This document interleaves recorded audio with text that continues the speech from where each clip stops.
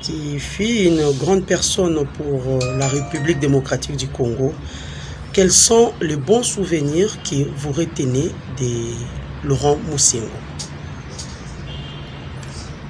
Merci beaucoup, madame. Avant que je ne parle de souvenirs,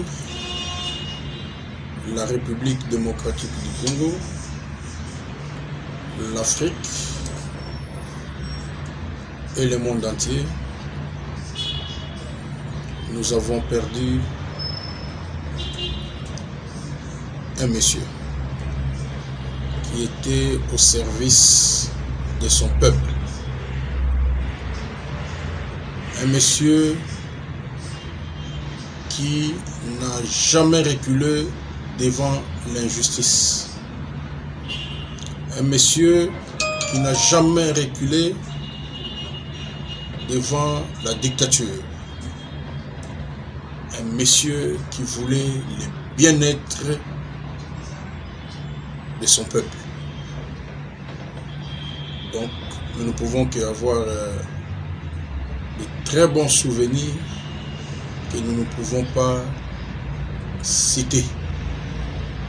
Parce que ces souvenirs sont tellement immenses que nous ne pouvons pas, en tout cas, les citer.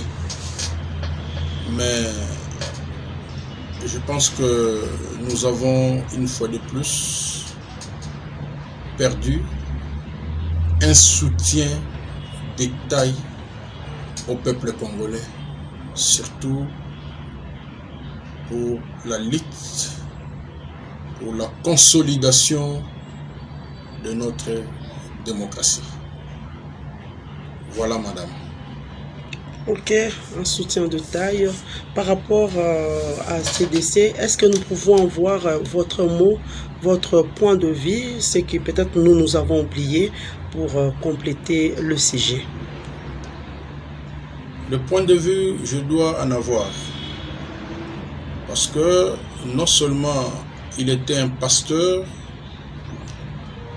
au service de ses brebis, mais vous savez aussi sur le plan politique, nous l'avons surtout connu tout en étant jeune, pendant qu'il dirigeait la conférence nationale souveraine. Et nous étions encore jeunes à l'université de Kinshasa. Nous avons vu comment il a conduit les travaux de cette conférence qui était interminable. Cette conférence que Mobutu ne voulait pas du tout, mais par sa sagesse, je pense qu'on a dû écouter, on a dû avoir et peut-être être au courant de certains dossiers qui minaient la République. Donc, quelque part, il a joué un rôle très important dans la voie de la démocratisation et l'état des droits que le peuple congolais veut. Une perte, peut-être que nous ferons des siècles pour avoir un pasteur, un homme de ce niveau-là.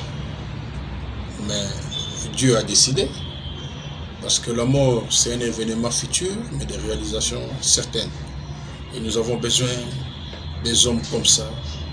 Quand vous quittez la terre de ces hommes, on peut parler positivement sur ce que vous avez fait.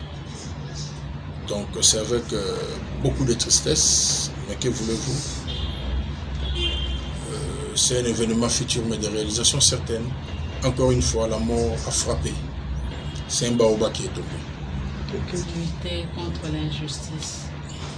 Je pense que je veux me rappeler parce que ça fait plus de 20 ans.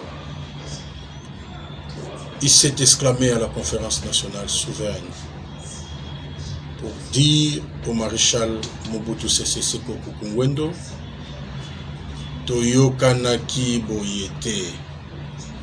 Ça, c'est une phrase qui m'a marqué. ça prouvait qu'il était un homme de compromis et qu'il ne voulait pas un conflit entre les peuples, qui voulait à tout prix que la conférence nationale soit vraiment souveraine, et le président, l'ancien président Mobutu, qui ne le voulait pas.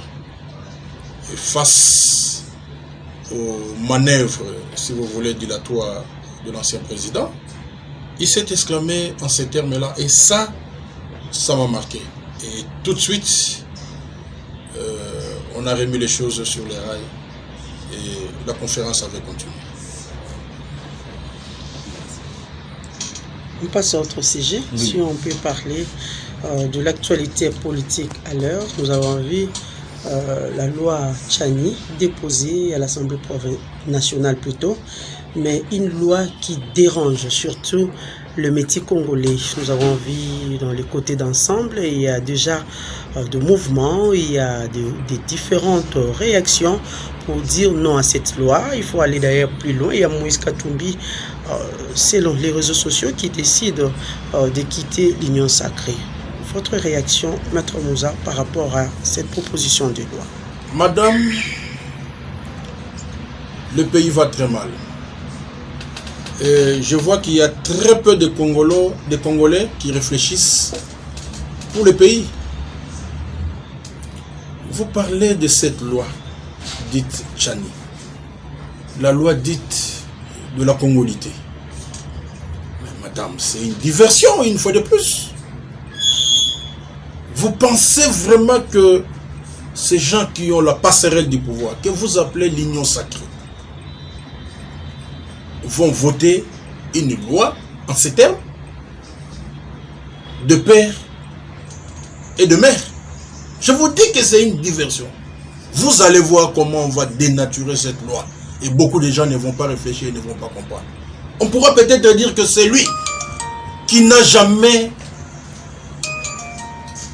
acquis une autre nationalité que la nationalité congolaise. Et vous allez voir en ce moment-là comment on va exclure les gens. Je vous dis, madame, que c'est une diversion. Et pourquoi la loi dérange? Pourquoi je vous dis que c'est une diversion? Aujourd'hui, ce qui est essentiel pour les Congolais, c'est l'organisation des élections. Madame, notez, des élections inclusives, crédibles, transparentes, des bonnes élections. C'est ça l'essentiel. Je suis étonné que les gens s'agitent à une diversion comme celle-là. Mais en fait, c'est une guerre entre les sacrés. C'est une guerre entre les membres de l'Union sacrée. Nous avons dit que ces gens qui ont la passerelle du pouvoir n'amèneront pas les pays vers le développement. N'amèneront pas ces pays vers la consolidation de la démocratie que nous voulons tous. Mais les exemples sont là. Pour moi, si nous avons aujourd'hui les réformes consensuelles, notamment pour la CENI, mais on ne peut pas commencer à commenter une loi qui n'a vraiment pas d'importance maintenant. Voilà pourquoi les soldats du peuple exigent les réformes consensuelles, c'est-à-dire que nous avons connu un braquage électoral en 2018. Nous voulons à ce que les pays se mettent sur les rails. Mettons-nous ensemble. Les parties prenantes sont connues de façon paritaire. Nous passons aux réformes consensuelles. Ça va nous éviter ce genre de distractions. Lorsque Lamuka devait insister contre la loi sur la CENI, on nous sort l'histoire des chips. On n'en parle plus. Tantôt c'est un don, tantôt c'est un montage financier, tantôt c'est les crédits. Jusqu'à aujourd'hui, on n'en parle plus. Et quand la Mouka continue à insister demain les retraits de cette loi promulguée de l'Union sacrée sur la CENI, on nous sort une vision de la congolité. En quoi ça va profiter aux Congolais? Non. Le pays va très mal. Prenons conscience. Aujourd'hui, ils sont là, dans l'Union sacrée, en train de prendre le peuple en otage, un groupe d'individus. Ils peuvent bien minimiser la menace du peuple, mais le peuple gagne toujours. Nous demandons une fois de plus au sacré de retirer cette loi. C'est une loi contre le peuple congolais. C'est une loi contre l'organisation des bonnes élections. Et pour que nous puissions avoir de bonnes élections, madame, il faut une bonne CENI. Nous ne faisons pas de menaces parce que nous aimons ce pays. Mais nous disons tout simplement que la loi, notre constitution nous autorise à s'opposer à un groupe d'individus qui veulent bien prendre le pouvoir. De cette façon-là, il est exercé contre la vie de la population. Et si les lois étaient retenues à l'Assemblée nationale? Mais cette loi est déjà promulguée. La loi sur la CENI. Vous me parlez de la diversion de la loi sur la congolité? C'est peut-être la diversion, mais c'est une question qui tue. Nous avons des expériences du Chab à passer. Nous avons vu en Côte d'Ivoire comment les gens sont morts. Il y a les Nations Unies qui lèvent la voix pour s'élever sur ce genre de choses qui divisent, qui tuent toujours. Madame, si aujourd'hui, les parties prenantes qui du reste sont connus, se mettent ensemble pour une réforme consensuelle, concertée, pensez-vous qu'on peut parler de ces bêtises? Il n'y en aura pas. Il n'y en aura pas. C'est-à-dire que, face à l'essentiel, nous voulons aller vers les accessoires. C'est ça les problèmes des Congolais. C'est comme quand on met les rapports mapping sur la table, mais ils sont près de 85% des journalistes aujourd'hui qui n'ont jamais vu ces rapports. L'essentiel, ce sont des réformes consensuelles, madame. Retenez la date d'aujourd'hui. Si les Congolais se mettent autour d'une table pour les réformes consensuelles, nous n'aurons pas ces bêtises. Ce sont des bêtises. Et encore que ça vient de l'union sacrée. Que voulez-vous que nous puissions dire une fois de plus? Si tout a été fait pour que nous ne puissions pas avoir des élections crédibles, qu'on ait les résultats avant les élections, ça posera problème. Vous donnez l'exemple très loin de la Côte d'Ivoire. Malonda est où? Mais on veut nous imposer un autre Malonda. Toutes les réformes imposées par l'ancien président Kabila.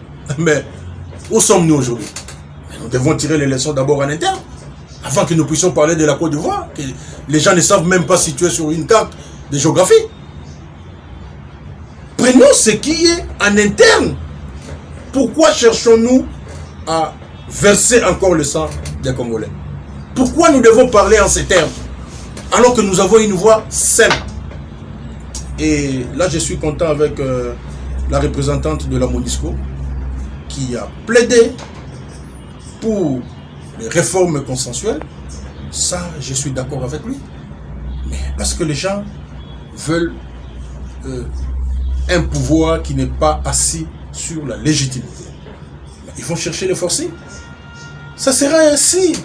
Aujourd'hui, c'est la loi sur la CENI. Demain, ça sera la loi électorale. Et après-demain, ça sera sur la justice. Vous pensez que nous sommes en train d'avancer? Non. Voilà pourquoi nous continuons à mobiliser le peuple congolais. Un mot de la fin. Le mot de la fin, le peuple congolais doit se rappeler de la lettre donnée par le commandant du peuple, le président élu Martin Fayulu. Le peuple doit se tenir prêt. Le pays ne doit pas continuer à sombrer. C'est l'avenir de nos enfants. C'est notre avenir. Tout aujourd'hui devient crise. Et nous sommes enchaînés par cette crise. Voulez-vous que nous puissions continuer de cette façon? Soyons des compatriotes. Nous devons aimer notre pays. Nous n'avons que la République démocratique du Congo comme pays. Et nous avons cette nationalité congolaise. L'avenir de nos enfants en dépend. Allons à l'essentiel.